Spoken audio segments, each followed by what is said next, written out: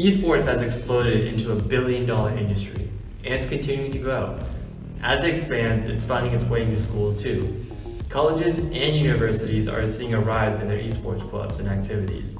In fact, the high school esports league currently claims over 2,100 schools as members.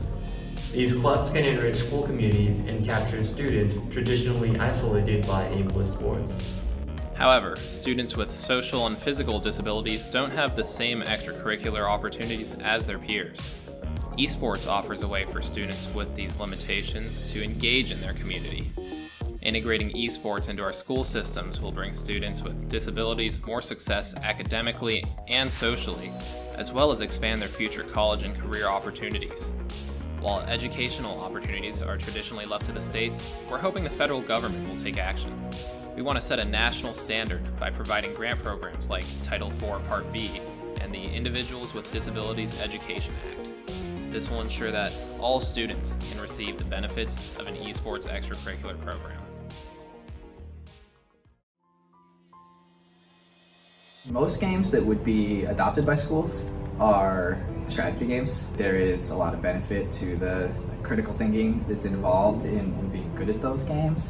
Long term, if you develop problem solving skills, most of the games would be team-based games. There's a lot of teamwork skills. A lot of the same benefits and the same non-physical benefits that you get from basketball and football and these team sports.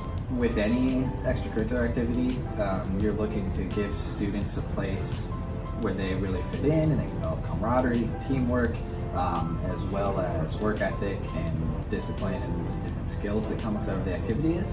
And I think there's a subset of students that maybe aren't getting that, particularly for kids with physical disabilities that just can't participate in sports or marching band or that kind of thing.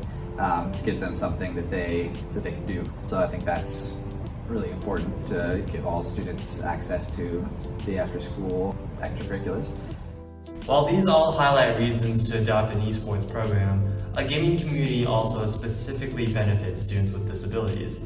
Students with physical impairments like paralysis or other motor disabilities may find more opportunities engaging in esports. Games are becoming more accessible every day, with some offering color deficiency palettes, subtitles, and sound cues, and custom remappable controls. Organizations like AbleGamers are even providing custom-built hardware to give players with disabilities the ability to play games. Additionally, introducing a new esports community to schools can benefit students with social impairments. In a recent survey of 230 AbleGamers members with various disabilities, many said that they very often play online multiplayer games, with a preference for cooperative over competitive. They also cited fun, relaxation, challenge, and community as reasons to play. By integrating sports into schools, students will have more opportunities to connect with others and form strong relationships. While there are many great benefits to incorporating esports in schools, there are some opposing viewpoints that we would like to address. The most prominent concern many cite is that video games are often distracting and addicting. Some fear that hosting school-sponsored esports teams will encourage students to game rather than study. To prevent this, we can implement a GPA requirement, similar to how many school athletic programs function. Students would be required to maintain their GPA above a certain standard to be eligible to participate in esports. Should any student become distracted from their studies and allow their grades to slip, they'd be forced to bring their grades back up before being able to game on the team. That way, students can receive the benefits of playing on an esports team while staying focused on school. Another concern is that excessive amounts of gaming might lead to a lack of social interaction. After a while, these feelings of isolation may lead to more addictive behavior. That's why we're promoting cooperative, team-focused esports, which require players to work together. A supportive community is key to countering the addictive nature of video games while increasing involvement. The exclusion of disabled students from high school athletic programs is a violation of the Equal Protection Clause of the 14th Amendment of the U.S. Constitution.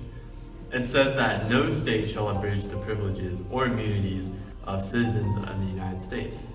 The opportunity to participate in school sports programs is something all students should share. As of now, students with disabilities are disadvantaged or ineligible for the sports programs schools offer. We believe that because of the constitutional issue, and to ensure equality for all students, the standard should be set by the federal government. We're asking the Department of Education to create a grant program aimed towards implementing esports programs in public schools across the nation. These programs would offer a new way for students to become a part of their schools and are more accessible than other ableist activities. While this isn't a groundbreaking issue, this takes a proactive step towards promoting equality and giving students with disabilities more opportunities.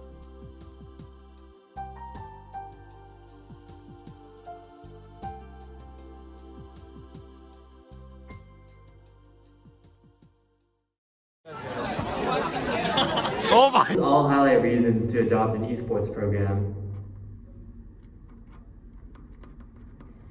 Yeah, just Well, these all So fun? It's recording. Oh, I didn't even